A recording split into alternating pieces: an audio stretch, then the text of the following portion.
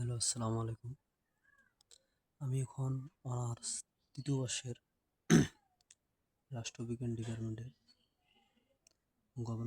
গবেষণা পদ্ধতি ও পরিসংখ্যানের খ বিভাগের 2023 সালের 6 নং প্রশ্নের উত্তর সমাধান করতে চাচ্ছি। এখন এখানে দেওয়া আছে -10, 8, 12, 0, -9, 20, -32 উপপাদ্যতে মধ্যমান নির্ণয় করো। এখন আমরা মধ্যমান নির্ণয়ের দুইটা সূত্র আছে, একটা আছে জোড়ের ক্ষেত্রে, একটা আছে বিজোড়ের ক্ষেত্রে। আমরা এখন মধ্যমান নির্ণয়ের ক্ষেত্রে আমরা উপপাদ্য সহগুলো প্রথমে আমরা মানগুলোকে ছোট থেকে বড় করে সাজাবো। উত্তর দেখি,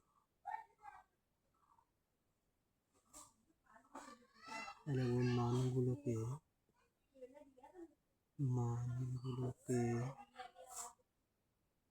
ছোট থেকে বড়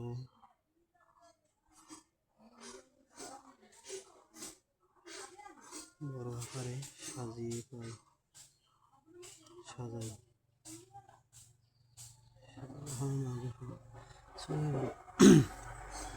আমাদের দেওয়া আছে -10, 8, 12, 0, 9। এখন এটার মধ্যে আমাদের সবচেয়ে ছোট সংখ্যা কিন্তু -10,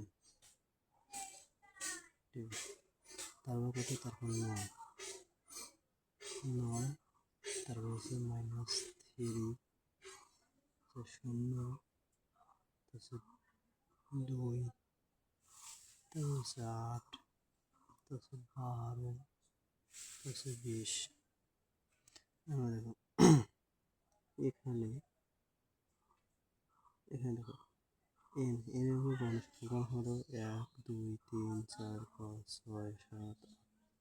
এর উপর 8 কি জোড় সংখ্যা, দেখছি।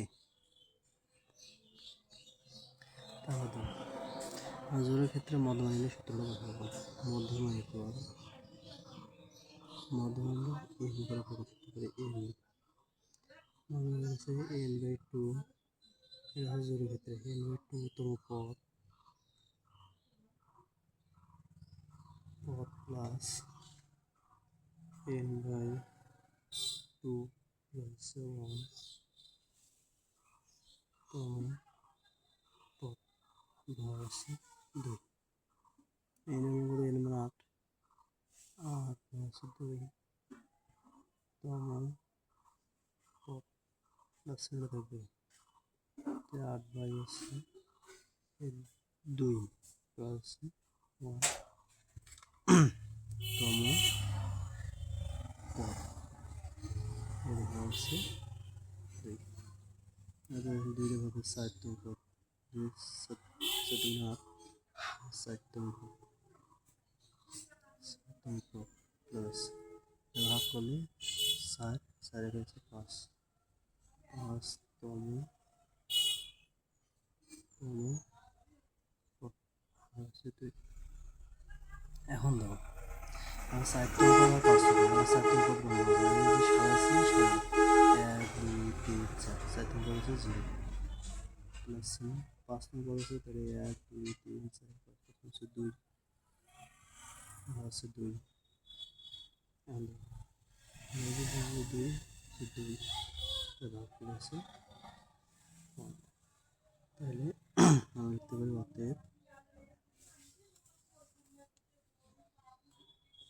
অতএব নির্ণয় মধ্যমা হচ্ছে এটাই উত্তর।